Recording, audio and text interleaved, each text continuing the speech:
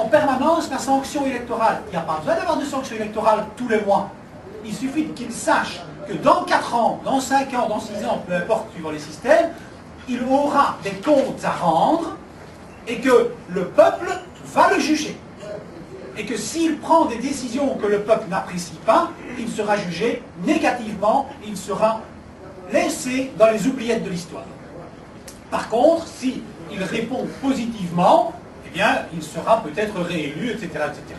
Alors, donc, c'est important de prendre bien connaissance de ça. Parce que, c'est vrai, le système tunisien, pour le moment, est vraiment... Enfin, on le voit bien, les questions des citoyens et des journalistes sont super importantes pour ça. Le système tunisien est dans le désarroi. Puisque comment savoir quels sont les bons partis politiques? Je dirais, il n'y a pas moyen, il n'y a pas moyen. Il n'y a pas de règles. Donc l'important, je pense, et on va le montrer quand Maître Farhad Toumi va faire son exposé, c'est justement d'utiliser le système qui a été mis en place par le décret-loi, qui est un système proportionnel, qui disperse très fort les élus.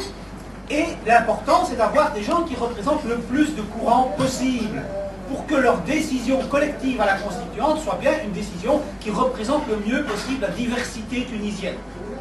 Et là, effectivement, voilà, c'est un pari à faire sur la sagesse de ceux qui seront élus constituants. Une question fondamentale de la presse ici aujourd'hui.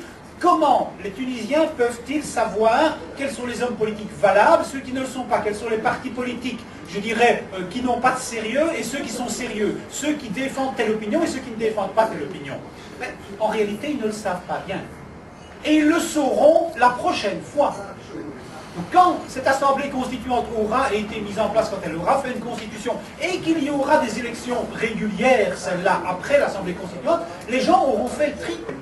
Et effectivement, il ne faut pas attendre d'une assemblée constituante fabriquée dans ces conditions-ci, mais comme vous l'a dit le président de la Ligue, moi j'ai été suivre de très près le processus démocratique en République démocratique du Congo, et je peux vous dire que quand on sort d'une guerre civile, c'est pas plus facile hein, de désigner des dirigeants. Hein, au Congo, il y a eu plus de 450 partis politiques qui se sont présentés, hein, et le groupe le plus important à l'Assemblée, c'est les indépendants, c'est ceux qui ne sont pas dans les partis politiques. Donc, pour s'y retrouver, c'est un désordre.